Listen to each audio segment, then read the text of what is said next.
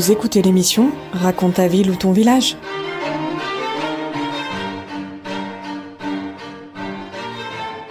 Bonjour à tous et à toutes, bienvenue sur KTB Radio. Nous avons le plaisir de recevoir aujourd'hui Corinne Clivio, médiatrice du patrimoine de Serre-Ponçon et du Guillès Trois-Queyras. Bonjour Corinne. Bonjour. Alors on va parler aujourd'hui du quartier de l'Archevêché à Embrun.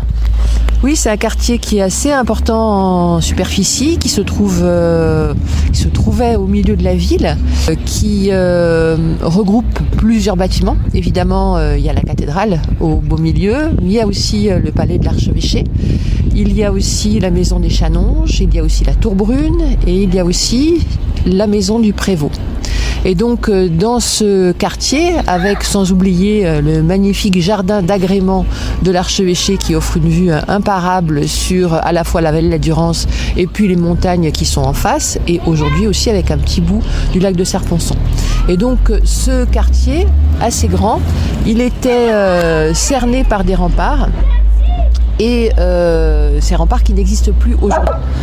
Il faut imaginer que le quartier de l'Archevêché, en fait, c'était vraiment à la fois la résidence de l'archevêque, mais aussi de tous ceux qui travaillaient dans cet archevêché et qui entourait l'archevêque pour gérer son territoire, c'est-à-dire notamment les chanoines. Donc c'était un quartier religieux essentiellement, mais pas que, puisqu'il y avait aussi bien sûr les domestiques, les servants des chanoines et de l'archevêque. Donc un quartier assez important qui va émerger sans doute à partir du moment où il va y avoir une cathédrale ici, c'est-à-dire au IVe siècle après Jésus-Christ, même si aujourd'hui, de cette période-là, en fait, on n'a pas beaucoup d'éléments. L'essentiel de ce quartier cathédral, il va vraiment se développer à partir du XIIe siècle. En tout cas, on en a des traces qui remontent au XIIe siècle aujourd'hui. Ce quartier et ce palais de l'Archevêché, on va commencer par ça, ce palais. Il était à l'origine au XIIe siècle relativement plus petit que ce qu'on peut voir comme survivance aujourd'hui. Et c'était donc un palais, c'est-à-dire qu'il faut imaginer que les archevêques à cette époque-là, c'était des nobles qui étaient nommés par le pape et qui vivaient au milieu de leur cour, de leurs domestiques, dans leur palais qui était constitué de leurs appartements, l'appartement de l'archevêque, mais aussi les appartements de ceux qu'il pouvait inviter, qu'il pouvait recevoir dans son archevêché. Il avait aussi une bibliothèque très importante, il y avait une chapelle dans cet archevêché qui était uniquement donc une chapelle privée dédiée à l'archevêque, et il y avait aussi contigu au palais de l'archevêque la Tour Brune, ce qu'on appelle la Tour Brune aujourd'hui, c'est-à-dire le donjon qui permettait de surveiller les alentours. Et puis dans ce donjon, on avait aussi la prison de l'archevêque, puisque le pouvoir religieux avait bien sûr aussi sa prison. Le bâtiment de l'archevêché, il a grossi au fur et à mesure du temps qui a passé, notamment au XVIe siècle, où il va y avoir beaucoup plus de finances pour l'archevêque, et donc il va y avoir un palais qui va s'agrandir, et dont on a des traces par quelques illustrations qui datent du début du XVIIe siècle, où on aperçoit très bien sur les dessins des fenêtres à meneaux typiques du XVIe siècle, qui ont totalement disparu aujourd'hui. Ces fenêtres à meneaux, elles ont réapparu entre guillemets en 2004 quand il y a eu des sondages dans la façade qui donne sur le jardin d'agrément, donc plein sud, au-dessus de la vallée de la Durance. Et en fait, il faut savoir qu'après la Révolution française, tous les bâtiments religieux sont confisqués, y compris le palais de l'archevêque, qui va être récupéré par l'armée, qui va transformer l'ancien palais en caserne. Donc il va y avoir des gros réaménagements qui vont être faits. On va rajouter notamment un mur pour pouvoir avoir un bâtiment plus large. Ce bâtiment qui va être transformé en caserne va ensuite, en 1935, vendu à la mairie, qui va encore faire des transformations pour en faire un lieu de bureau. Et aussi, c'est là où il va y avoir l'installation du centre d'enseignement technique, c'est-à-dire l'ancêtre du lycée professionnel, qui était lié dès le départ au métier du bois. Donc il va y avoir des transformations pour pouvoir accueillir ces jeunes qui vont entrer dans ce centre d'enseignement technique, c'est-à-dire qu'il va y avoir le dortoir, le réfectoire et bien sûr les ateliers avec les machines à bois, pour pouvoir accueillir les machines à bois. Et ensuite, dans les années 80, le centre d'enseignement technique va déménager pour aller plus bas dans la ville d'Embrun, dans le quartier du Plan d'Eau, à proximité en tout cas du quartier du Plan d'Eau. Et l'ancien centre d'enseignement technique va encore être transformé avec des lieux de bureaux. Et ça va accueillir aussi l'école de musique d'Embrun dans cet ancien palais de l'archevêque. Et puis plus récemment, dans les années 2005, 2006, 2008, il va y avoir donc la mairie qui va vendre une partie de l'archevêché, donc la partie qui regarde la magnifique vue sur la plaine de la Durance. Cette partie va être vendue à un groupe immobilier qui s'appelle François Ier, qui va encore faire des transformations pour réaliser des logements.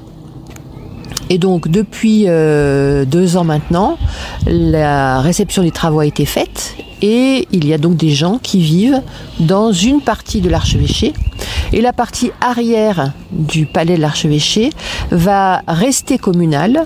Et actuellement, il y a des travaux pour pouvoir accueillir la médiathèque d'Embrun, l'école de musique d'Embrun et aussi un lieu d'exposition intitulé SIAP, un centre d'interprétation de l'architecture et du patrimoine, qui va être tourné vers l'histoire de cet archevêché. Donc là, j'ai parlé du quartier, mais on peut parler aussi de l'histoire de ce quartier, de l'archevêché, puisque en fait, j'ai évoqué la création d'un évêché au IVe siècle après Jésus-Christ par un saint qui s'appelle Saint Marcellin, qui va venir d'Afrique du Nord. Et ensuite, sous Charlemagne, grosso modo au IXe siècle, il va y avoir la constitution d'un archevêché qui va être créé et qui va aller, grosso modo, de Briançon à Nice. Donc tout le long de la chaîne des Alpes à la Méditerranée, cet archevêché va être créé au IXe siècle et va être créé sur la base de l'administration romaine. C'est-à-dire qu'il faut imaginer que lorsque Embrun était romain, à partir du IIIe siècle après Jésus-Christ, il va y avoir une province romaine qui va être établie entre Suse, en Italie aujourd'hui, et Nice. Ah oui, c'est vrai. Et donc cette grande province romaine, qui s'appelait la province des Alpes-Maritimes, elle va avoir comme capitale Embrun. Donc toute l'administration romaine va s'implanter à Embrun. Aujourd'hui, on a l'impression qu'Embrun, c'est une petite ville un peu endormie face aux 2 grandes villes qui sont Gap et Briançon. Mais il faut imaginer que ça n'a pas toujours été le cas, que Embrun était une ville extrêmement importante à l'époque des Romains, et que c'est pour ça qu'on y trouve en fait ce centre d'un archevêché étendu aussi, même s'il n'était pas très large. Donc il était étendu dans sa dimension entre les Alpes et la Méditerranée, mais pas très large, puisque à Gap, il y avait un autre évêché qui dépendait à Gap de l'archevêché d'Aix-en-Provence. Alors qu'à Embrun, on avait le centre de l'archevêché. Et en fait, quand le pouvoir religieux va créer les archevêchés, sous Charlemagne, eh bien, le pouvoir religieux va se calquer sur l'organisation administrative romaine. Comme Embrun avait été centre administratif de cette province romaine des Alpes-Maritimes, eh bien, Embrun va se retrouver le centre de cet archevêché. Et ça va durer jusqu'à la Révolution française. À la Révolution française, les évêchés, les archevêchés sont supprimés. Et quand on va remettre en place les archevêchés, ça va être le début du XIXe siècle. En fait, le pouvoir religieux va se calquer sur la nouvelle administration française. La nouvelle administration française, ce sont les départements, avec les préfectures et les sous-préfectures. Le département des Hautes-Alpes qui est créé, en fait, il a pour préfecture Gap, et donc c'est à Gap que va être installé l'évêché, un évêché par département, et qui va être regroupé ensuite par région avec un archevêché. Donc, Embrun, l'archevêché d'Embrun va disparaître au profit de l'évêché de Gap, qui va dépendre de l'archevêché d'Aix-en-Provence. Et donc, à Embrun, on n'a plus ni d'évêché ni d'archevêché depuis la Révolution française. Ceci étant dit, en 2008,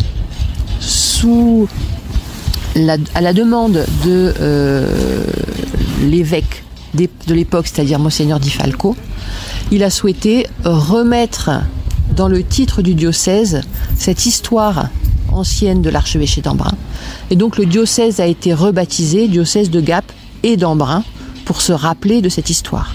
Mais l'évêché aujourd'hui est à Gap, ce qui veut dire que la vraie cathédrale, elle est à Gap.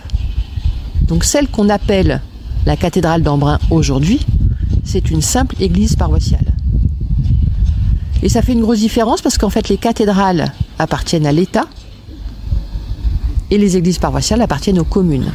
Donc quand on doit entretenir l'édifice, si c'était encore la cathédrale, eh bien ça serait pris en charge entièrement par l'État. Aujourd'hui, comme la cathédrale d'Embrun est une église paroissiale, eh bien en fait elle est prise en charge par la commune. Alors c'est vrai que comme la cathédrale est monument historique, on peut obtenir jusqu'à 80% de subventions, mais il reste toujours 20% à la charge de la commune. Et ça peut... Un si grand édifice. Voilà, un si grand édifice avec une petite commune. Donc c'est vrai que heureusement qu'elle est classée monument historique. Donc je divague un peu parce qu'on était parti sur l'histoire de l'archevêché, mais c'est vrai que l'histoire de l'évêché, l'archevêché, la cathédrale, tout ça c'est intimement lié. Et on y reviendra quand on parlera de la cathédrale, mais la cathédrale d'Embrun, l'ancienne cathédrale d'Embrun, est plus ancienne que la cathédrale de Gap, puisqu'elle a été construite, la cathédrale de Gap, au XIXe siècle. Et celle d'Embrun au XIIe ? Alors que la cathédrale d'Embrun a été construite au XIIe siècle, à la fin du XIIe siècle. Donc j'ai parlé du palais de l'archevêché. Dans ce quartier cathédral, on peut parler aussi de la Tour Brune. Je l'ai un petit peu évoqué, mais la Tour Brune, c'est un ancien donjon qui est vraiment contigu au palais de l'archevêché et qui servait donc de donjon, donc pour pouvoir surveiller les alentours, puisque en fait, ici, dans ce quartier cathédral, on conservait des richesses spirituelles, mais aussi des richesses matérielles. C'est-à-dire qu'un archevêché impose des taxes aux fidèles, ce qu'on appelle la dîme, et cet argent qui est récupéré, il va être bien concentré quelque part, en fait il va être conservé ici, dans le quartier cathédral, et donc c'est pour ça que ce quartier cathédral, il était ceint de remparts, pour pouvoir protéger ses richesses matérielles. Et le donjon fait partie de cet aspect défensif. On peut accéder au sommet de ce donjon pour pouvoir voir les alentours et surveiller. Et puis à l'intérieur de ce donjon, il y avait donc la prison, et on s'en rend bien compte quand on regarde la Tour Brune de l'extérieur. On a beaucoup de fenêtres avec des barreaux en pierre ou des barreaux métalliques, ce qui illustre bien ce passé de prison de ce donjon contigu au palais de l'archevêque. Ensuite, on a un autre bâtiment qui est vraiment face à la cathédrale et au porche au Lion. C'est ce qu'on appelle la maison des Chanonges. C'est une appellation du 19e siècle qui est un peu remise en question aujourd'hui. C'est pas forcément la maison des Chanonges, mais la maison d'un Chanonge ou d'un chanoine. C'est la même chose. Chanonge, c'est un dérivé provençal de chanoine. Et donc, on avait probablement ici la maison d'un chanoine. Un chanoine, comme un archevêque, c'est un noble, qui a donc une maison riche. On s'en rend compte quand on regarde l'architecture de ce bâtiment, avec ce qu'on appelle des baies géminées au premier étage. On a aussi une très belle sculpture en haut relief sur la façade qui représente un lion qui est en train de terrasser un bouc ou une chèvre. On a ces deux interprétations possibles. En fait, ça symbolise la religion catholique, qui est représentée dans le lion, qui va terrasser les religions dites barbares, représentées par le bouc. Le bouc, c'est souvent le symbole en fait de la luxure, du péché, et donc de ces religions dites barbares, et notamment une religion un peu particulière qui va s'installer dans la région ici, qui s'appelle le valdéisme. Ceux qui suivent ce mouvement sont les Vaudois, effectivement, même si eux, à l'origine, s'appellent les pauvres de Lyon.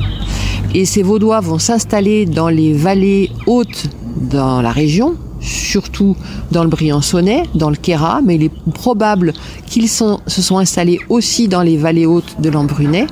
Et donc, par symbole interposé, cette sculpture veut aussi impressionner ses fidèles qui pourraient être tentés par le valdéisme, de dire attention, le catholicisme est toujours vainqueur vis-à-vis d'une religion déviante, entre guillemets.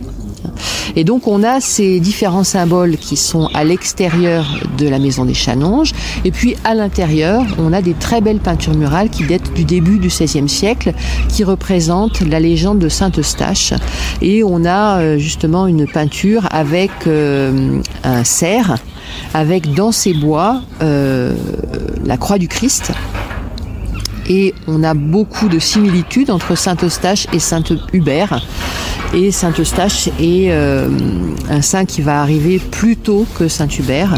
Donc cette peinture montre aussi la richesse des propriétaires, puisque pour faire réaliser des peintures murales, ça coûtait quand même cher. Et donc ce chanoine qui a habité ici, donc il y en a eu plusieurs évidemment, depuis le XIIe siècle. Donc la base de la construction, c'est le XIIe siècle. Donc on est aussi dans la même période de construction que la cathédrale ou que le premier palais de l'archevêque. Et cette maison des chanoines, aujourd'hui, elle est transformée en maison du patrimoine.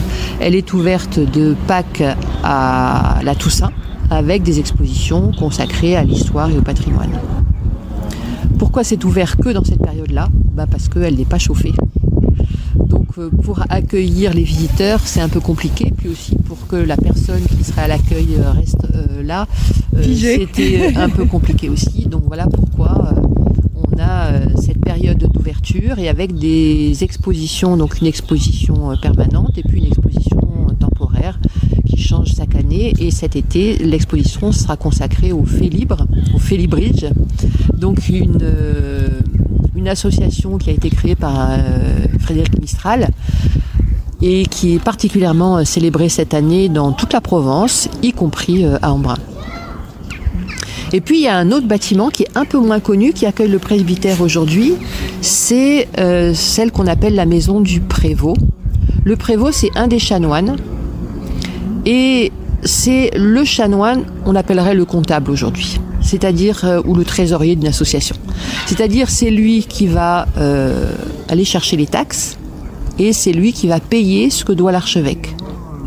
Et notamment payer les tailleurs de pierre, par exemple, qui vont construire la cathédrale. Et ce bâtiment de la maison du prévôt, elle a été énormément remaniée, mais il reste une tour carrée avec des meurtrières qui montrent bien aussi cet aspect défensif, puisque c'est là où sont concentrées les richesses matérielles qu'il faut protéger. Et donc on a cette tour qui est toujours existante, imposante, et qui est peu mise en valeur parce que elle se trouve, ce bâtiment, il se trouve en fait face à la façade ouest. Donc un peu serré, et donc c'est vrai qu'il y a moins d'ouverture par rapport à la maison des Chanonges par exemple. Et donc elle est moins observée, mais elle est tout à fait observable. Et on voit très bien ce départ de tour carrée et les meurtrières qui subsistent. Donc aujourd'hui, c'est le presbytère, donc on ne peut pas rentrer à l'intérieur, visiter l'intérieur, mais on a aussi des éléments intéressants dans cette maison du prévôt qui date aussi du XIIe siècle. Ce que je pourrais rajouter aussi, c'est que comme il y a le prévôt, j'insisterai sur le fait qu'il y avait des remparts aussi autour de ce quartier cathédral qui évidemment ont été petit à petit démontés après la Révolution française, et des remparts dont on sait qu'ils ont existé à partir du XIIIe siècle parce que au XIIIe siècle il y a eu une histoire un peu particulière où la population d'Embrun s'est révoltée contre l'archevêque qui les imposait trop, et l'archevêque a dû fuir Embrun craignant pour sa vie. Donc dans un premier temps, il va aller se réfugier à Crévoux, donc pas très loin. Et puis il était encore pas assez loin d'Embrun, et finalement il va partir à Sisteron. Et il va y avoir des tractations entre les Embrunais et l'archevêque pour essayer de réviser cette taxation. Et il va y avoir des tractations pendant 1 an avant que l'archevêque puisse revenir à Embrun. Et une fois qu'il revient, il va faire construire ses remparts tout autour du quartier pour pouvoir résister à ces Embrunais qui pourraient se révolter d'autres fois. Et il faut imaginer que Embrun, la ville d'Embrun elle-même, était ceinte de remparts. Donc on avait un quartier qui était protégé à l'intérieur de la ville elle-même ceinte de remparts. Donc aujourd'hui on n'a plus grand chose de tout ça, mais on a une reproduction, un dessin qui date de 1570 et qui permet de visualiser les remparts qui existaient dans ce quartier pour protéger ce quartier par rapport aux murailles qui étaient autour de la ville d'Embrun. Il y a eu quelques éléments qui ont été retrouvés il n'y a pas très longtemps quand le quartier a été... en fait, on a rejoint la chaudière bois et donc il a fallu alimenter des bâtiments. Et donc il y a eu des fouilles archéologiques qui ont été faites autour de la cathédrale, autour du palais de l'archevêché, et on a retrouvé des bouts de bâtiments qui montraient qu'en fait l'archevêché était un peu plus proche à l'origine du jardin, qui donnait plus directement sur le jardin. On a aussi des dessins qui montrent que le jardin aujourd'hui est un petit peu en contrebas par rapport à l'archevêché. À l'origine, il était au même niveau que le palais de l'archevêché. On se rend compte aussi que l'entrée de l'archevêché se faisait au milieu du bâtiment, directement du jardin, alors qu'aujourd'hui, on a une toute petite ouverture et que les principaux accès se faisaient par l'arrière. Donc on a des éléments comme ça grâce aux dessins, à quelques dessins qui subsistent. On a un dessin donc de 1570, un autre dessin de 1608 qui permet de se rendre compte de à quoi ressemblait ce quartier et à quoi ressemblait le palais de l'archevêque. Merci beaucoup Corinne.